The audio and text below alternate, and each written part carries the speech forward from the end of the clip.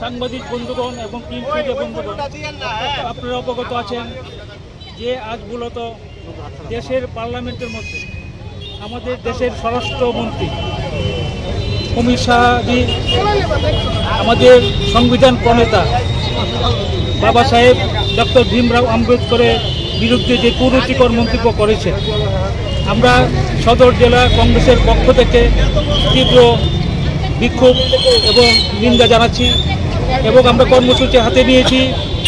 আজ ভারতের রাষ্ট্রপতি মহোদয়া মাননীয়া শ্রীমতী দ্রৌপদী মুর্মুর কাছে আমরা জেলা শাসকের মাধ্যমে ডেপুটেশন দিতে যাচ্ছি। আমাদের বক্তব্য যে দেশের সংবিধান যে রক্ষা কবচ, দেশের রক্ষা কবচের উপর আঘাত। আমরা মনে করি শিক্ষার প্রতীক আম্বেদকর, মানবতার প্রতীক আম্বেদকর, সম্মানের প্রতীক আম্বেদকর, স্বাভিমানের প্রতীক আম্বেদকর। আমরা সংবিধানের ন্যায়ের জন্য আমরা লড়াই করছি। সংবিধানের যে ন্যায় অধিকার মধ্যে আমাদের দিয়েছে আমাদের মধ্যে সামাজিক মেলবন্ধন, কিন্তু আমরা লক্ষ্য করছি যে বিজেপি এবং আরএসএসের সরকার এই মেলবন্ধনটাকে নষ্ট করতে যাচ্ছে এবং যে সংবিধান, ভারতের সংবিধান রক্ষা কবচ, এটাকে একটা ধূলিসাৎ করতে যাচ্ছে। আমরা অমিত শাহজির কথায় আজ আমরা স্তম্ভিত এবং আতঙ্কিত।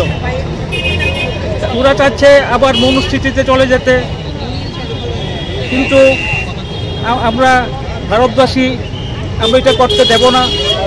আমরা যখন সংবিধানের উপর আলোচনা করতে চাচ্ছি তখন ওই আলপট্টা মন্তব্য করলে ভুল হবে। এটা আলপট্টা মন্তব্য না, এটা আরএসএস এবং বিজেপির যা প্রিপ্ল্যানে কাজ করেছে। যে যখন আমরা 75 বছর সংবিধানের উপর আলোচনা করতে যাচ্ছি তখন প্রিপ্ল্যান আমাদের যে নেতা রাহুল গান্ধীর প্রতি ব্লেম ছড়িয়ে মিথ্যা মামলা জড়িয়ে দিচ্ছে এবং আমাদের যে সিনিয়র নেতা খারগেজির উপর মিথ্যা মামলা দিচ্ছে।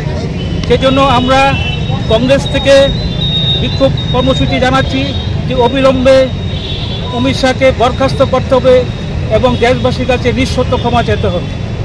আমরা মনে করি যে বিজেপি এবং আরএসএসের সরকার পুরানা যে মনুস্থিতিতে চলে যেতে চাচ্ছে তার প্রমাণ আমরা দেখছি যে মসজিদ খনন করে মন্দিরের খুশ করছে। এতে বোঝা যায় তারা কতটুকু মনুস্থিতিতে বিশ্বাসী। এবং আমরা জাতীয় কংগ্রেস আগামী দিন অমিত শাহর স্টেপ ডাউন বরখাস্ত করার দাবিতে আমরা তীব্র লড়াই চালিয়ে যাব।